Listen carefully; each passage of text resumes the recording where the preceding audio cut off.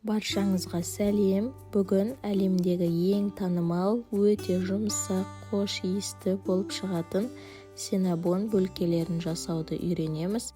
Керек заттарды видео астына описанияға жазып кетемін. Видеоны соңына дейін көріңіздер. Ең алдымен бізге жылы сүт қажет болады. Жылы сүт болуы өте маңызды. Оған қантымыздың жартысын қосамыз, яғни 100 граммнан 50 граммын қостым. Оның үстіне 1,5 шай қасық ашытқыны саламыз. Ашытқыны қолданар алдында міндетті түрде мерзіміне қараңыздар. Мерзімі өтіп кетпеген болуы керек. Егер мүмкіндік болса, жаңадан ашылған ашытқыны қолдансаңыздар, қамырыңыз өте жақсы көтерілетін болады. Қанты ерігенше жақсылап араластырамыз. Енді бетін жауып 10-15 минутқа көтерілгенше қойып қоятын боламыз.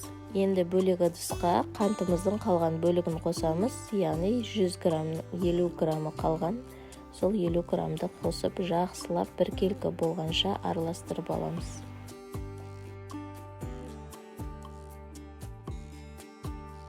Мінекей біздің ашытқымыз көтерілді. Егер ашытқыңыз мерзімінен өтпеген болса, осылай өте жақсы көтерілетін болады. Енді оның үстіне ерітілген сармайды құйып, жақсылап араластырамыз.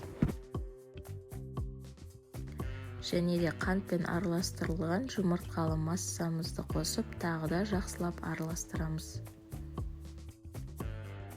Және де алдын ала еленген ұнымызды аз-аздан салып, жұмсақ қамыр елейміз. Басында қасықпен араластырып алсаңыз, өзіңізге өте ыңғайлы болады. Ұнды шамамен 500-550 граммдай қосамыз. Қамырымыз дайын болды. Ұстаған кезде қолға жабысатындай өте жұмсақ қамыр болуы керек. Міне біздің жұмсақ әрі әдемі қамырымыз дайын болды. Енді осы қамырды көтерілгенше жарты сағат 1 сағат шамасында жылы жерге қалдырып қоямыз. Енді оған дейін начинкасын дайындай береміз. Қантқа 15 грамм корица қосамыз. Егер сізге корица ұнамаса, онда оның орнына мак қосуға болады. Негізі синнабон оригинал рецептісінде міндетті түрде корица болады, себебі ол бөлкелерге ерекше қош иісті дәм береді. Міне осы уақыт аралығында қамырымыз да көтеріліп қалды. Шамамен 45 минуттай тұрды менде. Енді осы қамырымызды жұқа етіп жаятын боламыз. Өте жұқа етіп жайып шығасыздар. Қамырымыз өте жұмсақ. Алдымен қолымызбен жайып аламыз, кейін оқтаудың көмегімен жаямыз. Егер қамырыңыз қолға жабысып жайылуы қиын болып жатса, аздап ұн сеуіп жіберуге болады. Не осылайша қамырымызды бір тегіс, біркелкі етіп жаямыз. Айтпақшы, егер сіз қазақша контенттің дамығанын қалайтын болсаңыз, онда каналыма тіркеліп, лайк басып, комментария жазуды ұмытпаңыз. Енді орташа жұқалықта жайылған қамырымыздың үстіне бөлме температурасында еріп тұрған сармайды жағып шығамыз. Міндетті түрде бөлме температурасында еріп тұрған сармайды қолданыңыз. Себебі егер ерітілген сармай қолданатын болсаңыз, онда ол ораған кезде ыңғайсыздық тудырады, еріп жан-жағынан ағып кетуі мүмкін. Ол себепті біз бөлме температурасындағы еріп тұрған сармайды жұқа етіп, біркелкі етіп жайып шығатын боламыз. Сосын алдын ала дайындап қойған қант пен корица араластырған начинкамызды барлық жеріне біркелкі етіп сеуіп шығамыз. Егер сізге корицаның дәмі ұнамаса, онда тек қанттың өзімен де жасауға болады.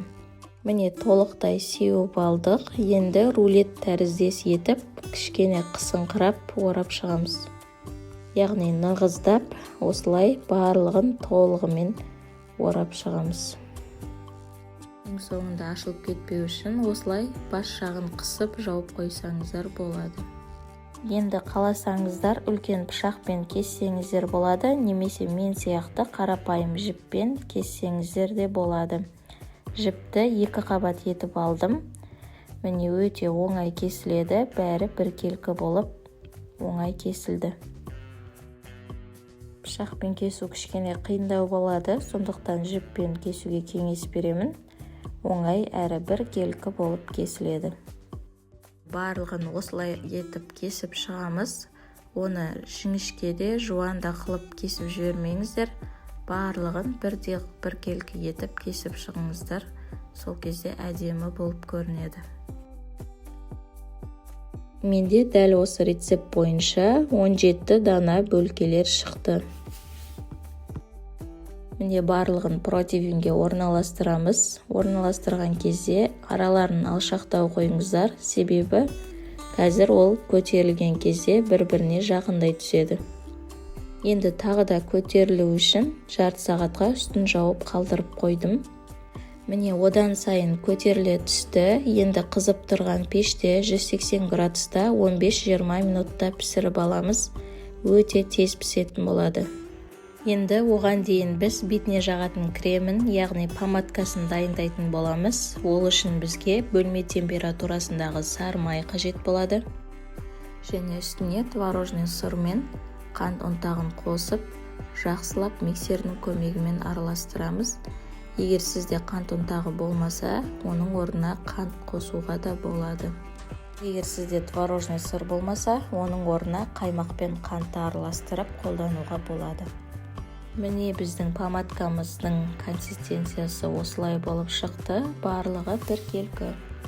Міне осы уақыт аралығында бөлкелеріміз де пісті. Ыстық кезінде помадкамызды жағып шығамыз. Міндетті түрде ыстық кезінде жағу керек. Сол кезде кремі одан сайын еріп, араларына кіріп, жақсы сіңетін болады. Барлығын толықтай ыстық күйінде жағып шығыңыздар. Толық рецептісін мен описанияға жазып кетемін. Міндетті түрде жасап көріңіздер. Міне осымен біздің өте дәмді синабондарымыз дайын. Бөлкелердің ішіндегі ең дәмді бөлке десем қателеспеймін. Егер рецепт ұнаған болса, міндетті түрде жасап, каналыма тіркеліп, лайк басып, комментарий қалдыруды ұмытпаңыз. Назарларыңызға көп рахмет.